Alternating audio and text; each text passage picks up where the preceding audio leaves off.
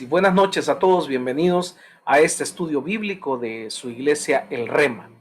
Hoy es miércoles 24 de febrero del año 2021 y vamos a tener un tremendo servicio de estudio bíblico. Estamos en el libro de los Romanos y hoy vamos a estudiar siempre en el capítulo 5, el verso número 6. Abra su Biblia, por favor.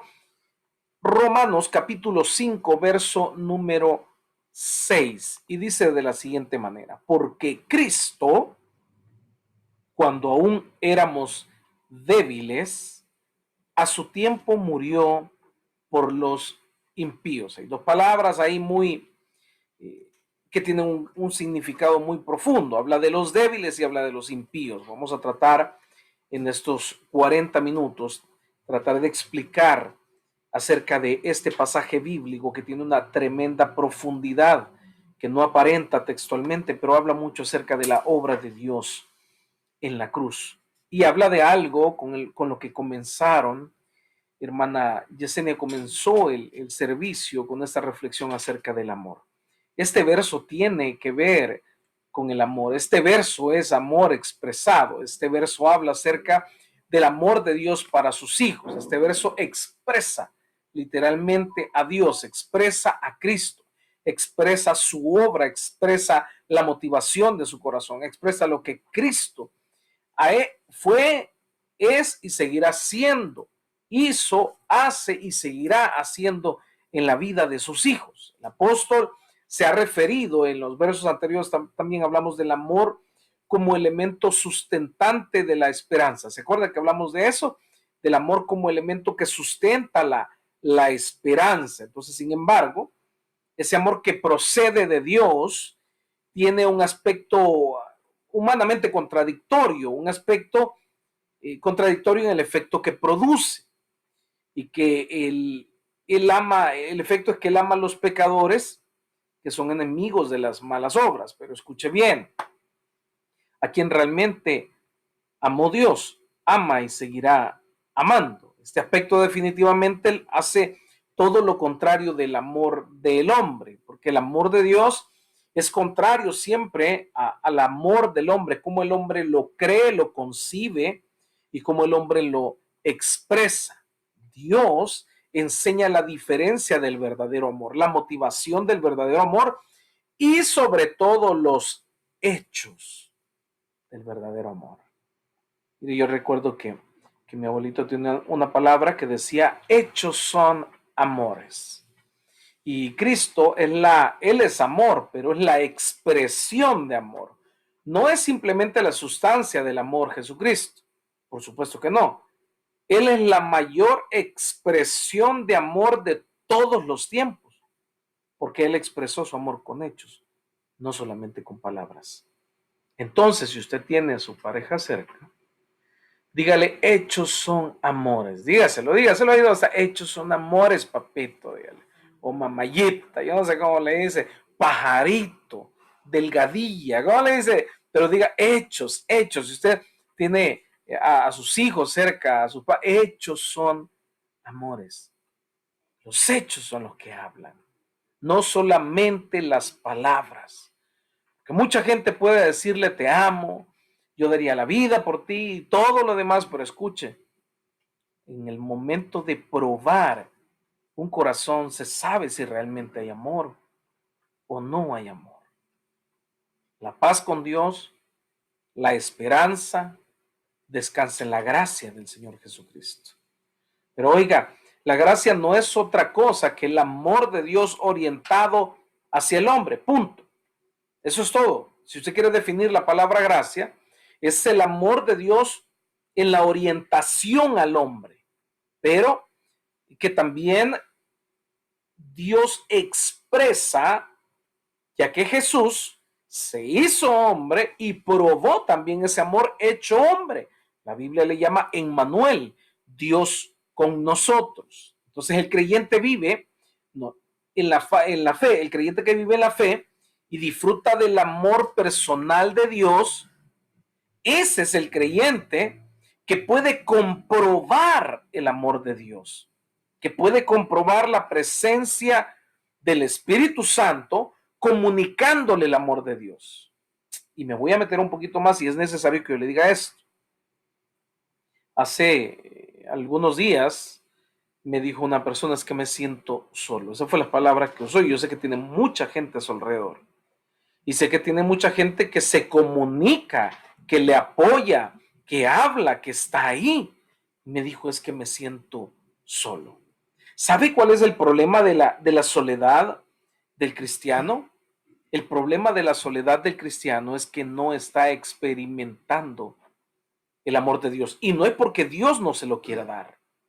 Porque Dios siempre, bueno, nos amó, nos ama y nos amará por siempre.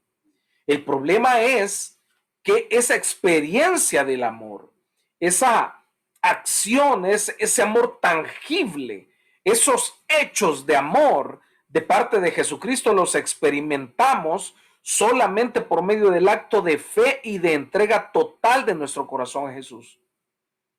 Mientras que nosotros tenemos áreas de reserva, nos sentiremos solos. Voy a poner un ejemplo. Alguien que no confía sus finanzas a Dios se sentirá solo. Dirá, pero ¿por qué no tengo por qué no prospero en esto? ¿Por qué no hago lo otro? ¿Por qué no logro lo que quiero? Porque la finanza se las ha reservado solamente para esa persona. Y cree que su esfuerzo es más que suficiente para alcanzar lo que quiere. Y eso nunca podrá ser así.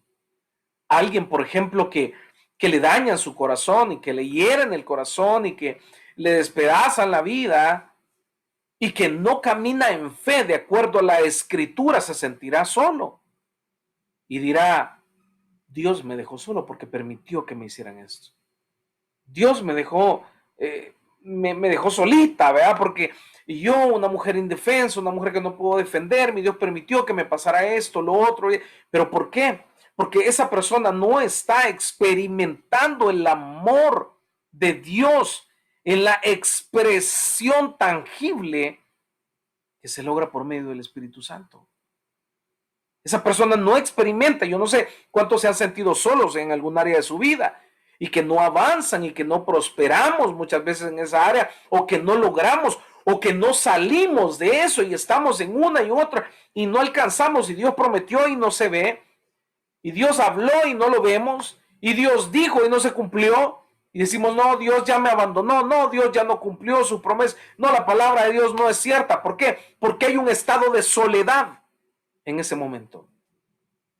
Pero el estado de soledad es producido en este escenario, el estado de soledad es producido por la falta de fe, por la falta de entrega absoluta a Jesús.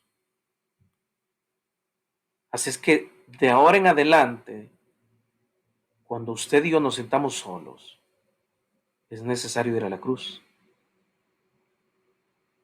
y preguntarle a Dios y preguntarnos a nosotros mismos con la humildad y el reconocimiento necesario. Señor, ¿te he entregado realmente esta área?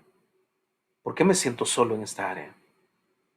Porque estoy bregando, porque estoy luchando con esta área, Padre. ¿Por qué siento que estoy peleando con mis fuerzas? ¿Por qué siento que no alcanzo y lucho simple y sencillamente? No porque Dios nos haya abandonado, no porque Dios se haya retractado de su palabra, sino porque nosotros nos hemos alejado del verdadero amor de Dios. Porque ese amor del Señor toma una dimensión en la cruz. En la cruz podemos ver una dimensión diferente y es donde realmente se separa el amor humano y el amor de Dios. Se hace una brecha entre ambos amores y entendemos el verdadero amor de Dios. ¿A dónde? En la cruz de Jesús. Esa cruz nos mostró lo que verdaderamente era el amor de Dios. El amor de Dios solo se puede entender desde la cruz. Por eso el apóstol Pablo decía que crucificados juntamente con Cristo. ¿Por qué?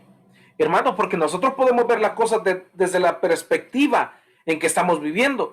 Pero cuando nosotros vemos las cosas desde la perspectiva de la cruz, cuando nos crucificamos con Cristo, cuando crucificamos nuestra carne, nuestras emociones, nuestros deseos carnales y logramos sacrificar eso y crucificarnos con Cristo, entonces Cristo estaba viendo una dimensión diferente. La gente que lo veía decía, no es el hijo, no eres el hijo de Dios. ¿Dónde está tu Dios? ¿Dónde está tu Padre? No estás haciendo nada, estás muriendo. Sí, la gente que estaba viendo desde la perspectiva abajo de la cruz. Jesucristo estaba en la cruz y dijo, Padre, perdónalos, porque no saben lo que hacen. ¿Se imagina el nivel de fe que tenía Jesucristo pagando miles y millones de pecados que nunca cometió? Muriendo por usted y por mí. Ve el nivel que tenía él y dijo, Padre, perdónalos. Mientras que los guardias le puyaban la costilla, la gente decía, no era Dios, viste, no era él, viste, no era así. Y comenzaban a juzgarlo y a decir, él estaba colgado de esa cruz, no se arrepintió de estar en esa cruz. Y dijo, Padre, perdónalos. Y allá arriba de él, escuche esto, arriba de él estaba Dios Padre descargando toda su ira en él. Pero al mismo tiempo que estaba descargando toda su ira en su Hijo, estaba descargando todo su amor en usted y en mí. Estaba diciendo, yo quiero salvarlos. No importa que sacrifique a mi hijo en carne. Yo quiero salvarlos porque los amo. Porque los amo. Yo quiero salvarlos. Y si Dios hizo eso por usted y por mí, ¿qué no podrá hacer Dios o qué no querrá hacer Dios por usted y por mí?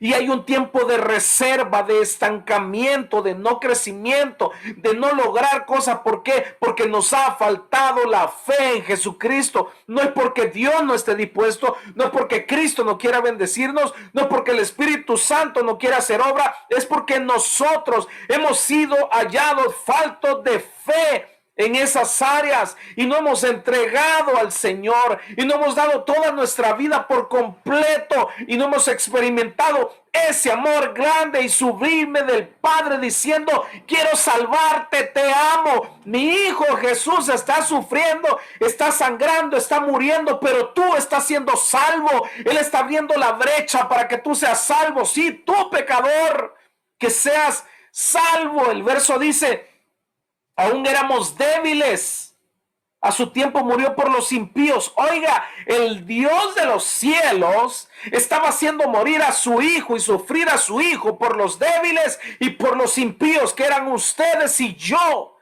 Y a él no le importó que tan débiles fuéramos. No le importó la cantidad de pecados.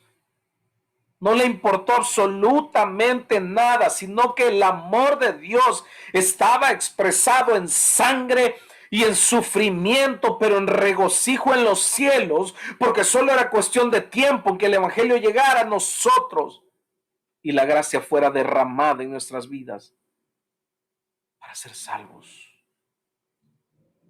¿Sabe? Es sorprendente cómo los destinatarios o los que reciben el amor de Dios, o sea, nosotros, fuimos calificados en ese verso. Dios nos califica como débiles y como impíos. Wow. Es por eso que le dije al principio que pareciera ser contradictorio el amor de Dios. ¿Entiende por qué? Nos está llamando débiles y nos está llamando impíos en nuestra vida pasada, por supuesto. Mucho ojo porque todavía tenemos debilidades. Ya no somos impíos para la gloria de Dios, pero todavía tenemos debilidades, pero nos llama débiles y nos llama impíos. O sea que en esta vida, el que corre una maratón le dan premio al primero, al segundo y con suerte al tercero, pero nunca le darán premio al que llega por último, ¿no es cierto? ¿Cuántos han llegado por último y le han dicho, no, ¿sabe qué? Quítale el trofeo al primer lugar, porque él aunque sea llegó, pues creí que no iba a llegar este gordito, pero llegó, del trofeo, pobrecito, mire, el premio de consuelo. No, no es así en la vida real. ¿Sabe? Cuando el gordito llega, solo su familia está ahí. ¡Bravo! ¡Ey! Solo la familia. Toda la gente ya se fue porque no le importa a qué hora llega el gordito, ¿no es cierto?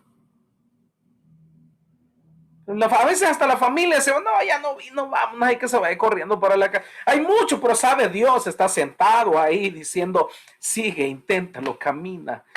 Camina más, da un paso más de fe, da una mía más porque yo he creído en ti, yo he confiado en ti y yo te amo por sobre todas las cosas. No importa cuántas veces has caído en esta maratón, no importa si has fallado, si una vez me prometiste algo y no lo hiciste, si te dice que te ibas a guardar en santidad y volviste a caer, si dijiste que ibas a cambiar tu carácter y ahora estás peor, no importa, inténtalo una vez más, sigue caminando, sigue corriendo la buena carrera de la fe que yo te estaré esperando siempre. Vemos la parábola del hijo pródigo. Y déjeme decirle que muchos padres, en el sentido humano, no hubiéramos esperado a ese hijo pródigo. Y ese padre estaba todas las tardes en el corredor de la casa viendo el horizonte y esperando que su hijo pródigo llegara. Y el Señor te dice en este mensaje, no estás llegando tarde, porque hay mucha gente que dice, ya muy tarde para mis promesas. Ya muy tarde, ya no puedo lograr. Dios dice, nunca llegarás tarde. Lo importante es que llegues. Lo importante es que sigas caminando, que sigas perseverando y que sigas creyendo. Porque conozco tus debilidades y conozco tus pecados. Por esta causa se afirma que el amor humano es contradictorio al de Dios. Porque Dios siempre nos espera. Él está en la meta diciendo, yo estoy aquí. Él está en la meta diciendo, yo te espero. Sé que duele, sé que cuesta, sé por lo que estás pasando y sé que no corres como una liebre por la cantidad de cargas, de sufrimiento desde tu niñez, de problemas que has tenido, de enemigos que se te han levantado, de limitaciones físicas. Yo sé, pero sigue caminando y sigue creyendo porque tu Dios te espera, porque te ama. Quiero hablar con todos aquellos que han dejado tirado un ministerio, con todos aquellos que dejaron tirada la perseverancia del ministerio más importante, que es la familia, tu ministerio de iglesia, el ministerio de la piedad, el ministerio del perdón, del amor, de la ayuda, el ministerio de sembrar, el ministerio de la paz. No te detengas, sigue adelante, nunca te detengas, porque el Dios de los cielos sigue esperando por ti y por mí. Lo que para el hombre parece locura o algo contradictorio, para Dios es amor. Primera carta a los Corintios, capítulo 1, verso 22. Dice, porque los judíos piden señales y los griegos buscan sabiduría, pero nosotros predicamos a Cristo crucificado, para los judíos ciertamente tropezadero y para los gentiles locura. Para los llamados así, judíos como griegos, Cristo, poder de Dios y sabiduría de Dios, porque lo insensato de Dios es más sabio que los hombres, y lo débil de Dios es más fuerte que los hombres. Dios nunca te elegirá o me elegirá por nuestras fortalezas, porque tan capaces seamos, porque Él no necesita nuestra capacidad. Él necesita nuestra debilidad servida. Oiga, nuestras debilidades servidas con muchísima humildad delante de la cruz, reconociendo quién verdaderamente somos. Primera carta a los Corintios, capítulo 2, verso 12 dice, y nosotros no hemos recibido el espíritu del mundo, sino el espíritu que proviene de Dios, para que sepamos lo que de Dios nos ha sido concedido, lo cual también hablamos, no con palabras enseñadas por sabiduría humana, sino con las que enseña el espíritu, acomodando lo espiritual a lo espiritual. Pero el hombre natural no percibe las cosas que son del Espíritu de Dios porque para él son locura y no las puede entender porque se han de discernir espiritualmente. En cambio, el que es espiritual juzga todas las cosas, pero él no es juzgado por nadie. ¿Escuchó? Toda la persona que es espiritual no puede ser juzgada por nadie. ¿Sabe por qué? Porque es Dios impartido en esa persona, juzgando lo que hay. Pero para eso, la gente pensará que es locura. ¿Cuántas veces ha dado una palabra usted de parte de Dios, ha dicho algo de la Biblia y la gente lo ha tomado como loco? La gente no le ha hecho caso, la gente se ha reído. Ah, pero ¿cuántas veces usted lo ha hecho también? Sara lo hizo. El Señor Moisés lo hizo. Perdón, Abraham lo hizo. Dios le dio una palabra a Abraham y se ríe. Y después le da la palabra y se ríe su esposa. ¿Por qué? Porque muchas veces, escuche, las promesas de Dios o la palabra de Dios tiene una apariencia de locura o una apariencia ilógica. No es cierto. Tiene más lógica lo que este mundo dice, ¿no es cierto? Tiene más lógica cuál es mi currículum vitae. Tiene más lógica cuántas amistades tengo. Tiene más lógica mis logros personales. Tienen más lógica mis capacidades, mis fuerzas. Tienen más lógica mis cuentas bancarias. Tienen más lógicas mis contactos o mis amigos. Tienen más lógica lo tangible, lo que veo o en lo que estoy terrenalmente, que simplemente recibir una palabra de Dios. No es cierto, pero es hora que las cosas ya no sean percibidas carnalmente, sino espiritualmente. Porque si usted ha recibido una palabra de Dios y no la ha creído, sencillamente anda en la chuleta, hermano. Bah, otra cosa no le puedo decir. Anda chuletoso, anda carnívoro, carnal, anda pero increíblemente carnal. Entonces es tiempo de ponernos en modo espiritual y decir, Señor, si tú hablaste, yo caminaré, porque tú me amaste desde antes de la creación del mundo. Tú me amaste desde el vientre de mi madre. Aquellas personas que dicen, no, yo no fui hijo deseado. No, mire, al final lo importante es que Dios te amó, te ama y te amará por siempre. Quítate esa carga, quítate esa administración negativa que no fuiste deseado o que no fuiste amado, que no fuiste cuidado, que no, porque hay uno que te amó, hay uno que te dijo no te dejaré ni te desampararé y hay uno que te amará por siempre y es el más importante de todas las personas sobre la faz de la tierra y sobre todo lo que existe. Es el Dios de dioses, es el Rey de reyes, el Dios que te amó y te ama. Entonces, si ese mismo Dios ha dado una palabra, ¿por qué dudas? Mire, yo quizás voy a profundizar un poco más, porque le veo carita así como que, ¿y cómo es eso, pastor? Mire, si mandó a su hijo,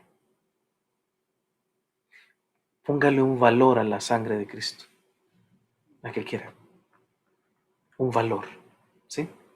Si quiere en números o en dólares, si quiere póngale un valor de algo que espera o lo compara con qué, ok. Si en esa cruz se derramó por usted, no vuelva a ver a nadie más en este momento. Véase usted, se derramó por usted que en ese momento era débil y gentil o impío, que no amaba a Dios, no creía en Dios. Y aún así, Él derramó su sangre. Y todavía está dudando que Dios lo va a hacer.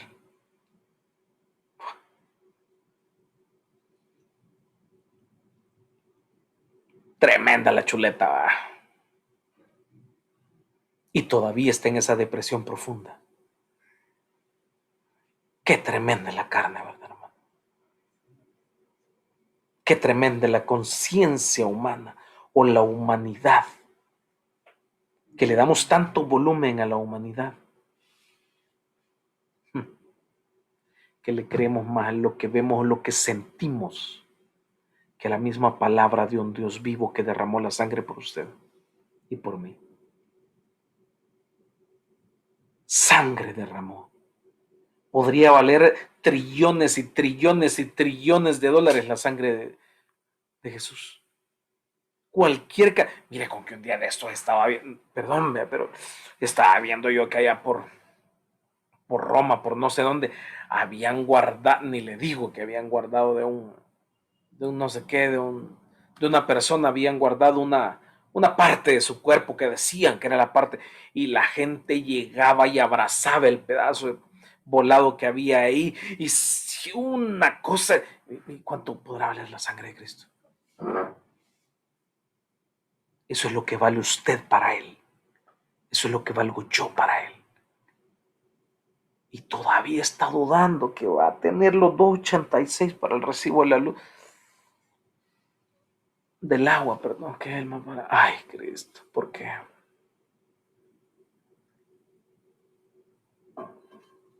Y todavía estamos dudando que Dios está con nosotros.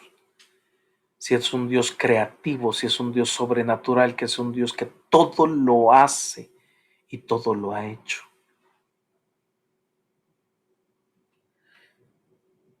Primera de Corintios 1:22 dice, porque los judíos piden señales. ¡Ah, Dios! Dios, muéstrame. ¿No es cierto? Padre, quiero ver. Señor, pero ¿por qué no veo? Algunos están pidiendo señales todavía. ¿Y sabe qué dice Jesús? No te daré una señal hasta que creas. Cumpliré mi palabra. Ay, ay, ay, ay, ya me metí en un problema con algunos por aquí, pero mire, en la frase donde dice el verso que estamos estudiando, porque aún siendo nosotros débiles, lo que quiere decir es que Cristo murió por los débiles. Es que Cristo, mire, ¿por qué murió por los débiles? ¿Y por qué menciona a los débiles? ¿Sabe por qué? Porque la debilidad humana es imposible de superar. ¿Entendió? O sea, si usted y yo nacimos débiles a un área específica, nunca podremos superar esa área. Jamás vaya al psicólogo, al psiquiatra que quiera, vaya al motivador que quiera, vaya donde usted quiera ir, vaya, pero nunca lo va a lograr. Solo por medio de Jesús. Nunca las debilidades se superan con terapias. No, no, no. Hay lapsus donde la gente logra subir sus niveles o superar alguna, pero las debilidades nunca. Jamás. O sea que no imaginen que alejados de Dios podremos superar nuestras debilidades. Los que les tienen miedo a muchas cosas. Gente que tiene complejos, gente eh, que de pequeños tuvieron una muy mala infancia, gente que tiene heridas grandes en su corazón, nunca, jamás podrá superarlas. Nunca, jamás. Para eso Cristo murió. Por eso murió por los débiles. Dice, porque aún siento nosotros débiles, porque solo por medio de Él podemos superar o podemos ser fuertes. Le doy un ejemplo bíblico. Pablo 3 veces le dijo a Dios, quítame este aguijón de la carne. Oiga, no era una abeja picándolo. No, no vaya a creer que era una gran abejota, que en las noches, un fantasma que con una aguja. No, no, no, no, no, no era eso. Era una debilidad de él. Y Dios no se la quitó. Pero sí le enseñó a superarla. Le dijo, bástate de mi gracia. ¿Qué dijimos que era la gracia? ¿Qué dijimos que era la gracia? Ajá. El amor expresado, conducido o guiado de Dios para con nosotros. Por eso le dijo, bástate con mi gracia. Le dijo, bástate con mi amor. Y esta noche Dios, en medio de esa debilidad, de esa prueba, de esa tribulación, de esa falta de esperanza, Dios te dice, bástate con mi gracia. Tranquilo, tranquila, vamos caminando, vamos superando todo, vamos a llegar, sí, vamos a llegar, pero necesitas saber que hay una debilidad en ti que nunca podrás superarla si no es con Cristo Jesús. Porque mi poder, le dijo Jesús a Pablo, se perfecciona, ay, es que esto tiene una profundidad increíble, le dijo, se perfecciona en tu debilidad. O sea que Dios sí utiliza nuestra debilidad para perfeccionar su poder. Por eso es que el cristiano debe ser dependiente 100% de Cristo para poder superar sus debilidades. Y le dijo, se perfecciona. ¿Y cómo se perfeccionan las cosas?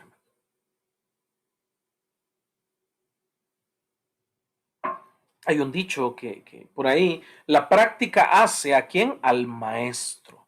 Se perfecciona practicando y practicando y practicando. Por eso mismo, cuando Pablo reconocía su debilidad, Dios le decía, reconócela una vez y otra vez y otra vez. Y Dios lo hacía pasar una y otra para que Dios le dijera, ahora sostente de mi amor. Ahora mi amor se expresará por medio del Espíritu Santo en tu vida, en tu debilidad, en tu dolor, en tu sufrimiento, en tu proceso, en tu tribulación. Por eso la Biblia dice, diga el débil, el libro de Job, capítulo 3, verso 9, dice, proclamad esto entre las naciones, proclamad guerra, despertad a los valientes, acérquense, vengan todos los hombres de guerra, forjad espadas de vuestros asadones, lanzas de vuestras hoces, diga el débil, fuerte soy. ¿Sabe qué estaba diciendo Dios ahí? Lo perdieron absolutamente todo. ¿Usted se acuerda la historia de Joel? ¿Sí? Cuando vinieron las plagas de Dios, perdieron absolutamente todo. No tenían moral, no tenían ánimo, no tenían ganas ni de despertarse, ni de levantarse. Y Dios les habla de la retribución, la cual todavía no les había dado, pero les dio una promesa de retribución, una promesa de recuperar lo que habían perdido, más todo el lucro cesante. Y después de esa palabra, Dios le dice, levántate. Ay, es que hay gente que ha recibido palabra de Dios, pero todavía no se ha levantado. Es que hay gente que ha recibido grandes promesas de parte de Dios y todavía está en el lago de la desesperación, de la ansiedad, del afán, de la tristeza o de la depresión. Y Dios te dice esta noche, levántate. Yo no he dejado de amarte. Yo no he cesado. Mis misericordias no han cesado cada mañana. Mi amor, mi ayuda, mi gracia está contigo. Oiga, y el verso no está hablando específicamente de las debilidades humanas. Quiero aclarar eso. O sea, que el verso en estudio, Romanos, no está hablando específicamente de las debilidades humanas, de las emociones, de la comida, de la economía o de las debilidades que alguien puede tener, sino de la capacidad del hombre caído para alcanzar todo lo bueno que Dios tiene para él. Esa es la verdadera debilidad o el verdadero énfasis del apóstol Pablo o de Cristo por medio del apóstol Pablo. Porque las debilidades de lo que estaban hablando es todo lo que el humano ansía, aspira o desea tener y no puede. Y todo lo que viene de parte de Dios. Y dice, pero soy cristiano, pero tengo tantos años de ir a la iglesia, pero yo leo la Biblia, pero yo hago esto, pero yo hago lo otro, pero no pasa de ahí, y no pasa de ahí, y no pasa de así. Porque el verdadero rompimiento se da en Cristo Jesús, pero cuando la persona entrega totalmente su corazón a Dios. Antes nunca vamos a lograr nada. La Biblia dice, alejados de mí, nada podéis hacer. El cristiano cuando está caído, cuando no hay fe, cuando no hay perseverancia, cuando no hay amor convertido en hechos, porque la Biblia dice que la fe sin obras es fe, ¿qué? Ok. Lo que está hablando es de un dínamo. Lo que está hablando es de un movimiento. Hoy Dios nos está exhortando a que el amor que decimos tenerle, que profesamos tenerle, que sea un dínamo, que comience a caminar, que comience a generar, porque mire, el verbo, dice la Biblia, el verbo se hizo ¿qué? Hombre. y habitó entre nosotros. ¿Por qué? Porque Jesús, hermanos míos, es verbo. Entonces, ¿se acuerdan de aquella cancioncita que decía así? Exactamente. Porque Dios no es simplemente letra.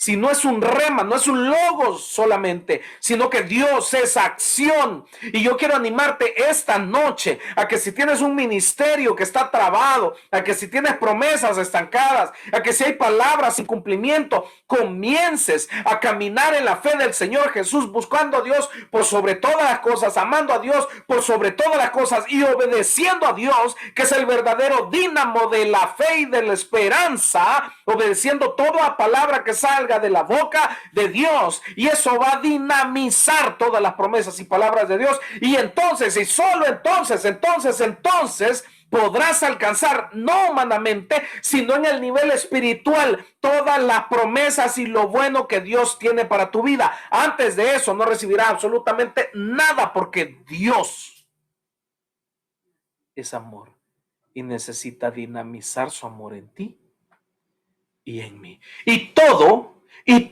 proviene de Dios.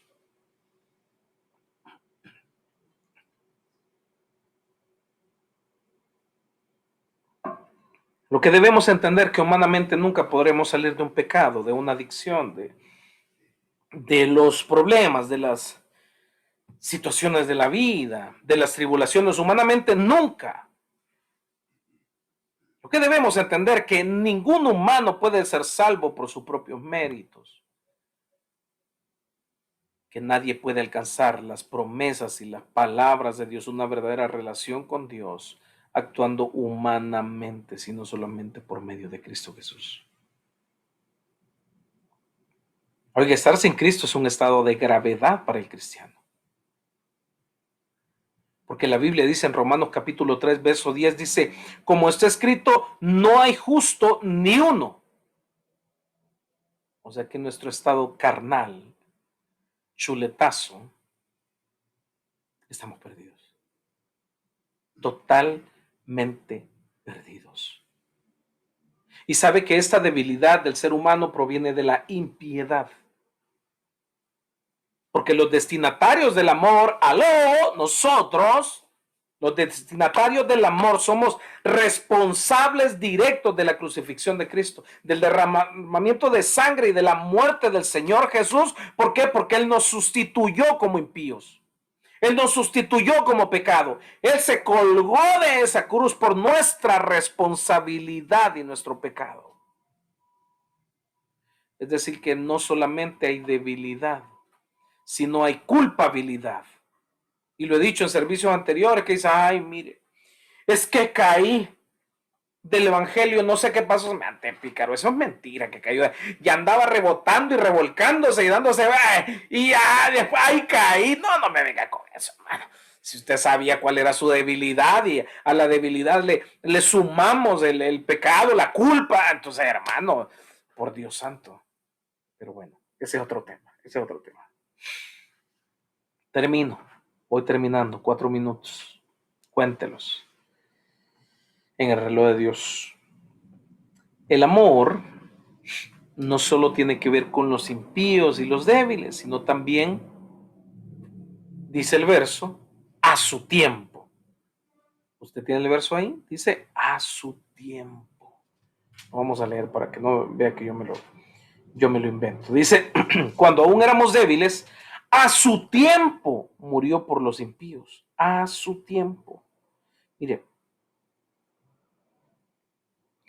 aquí no habla de la manifestación de la obra redentora en el tiempo perfecto de Dios o en el tiempo estipulado por Dios, que sin duda eso es una gran verdad, pero no está hablando específicamente de eso. El apóstol habla que Jesús irrumpió o irrumpe en el mundo de los débiles o en el mundo de los impíos en el cumplimiento de su tiempo.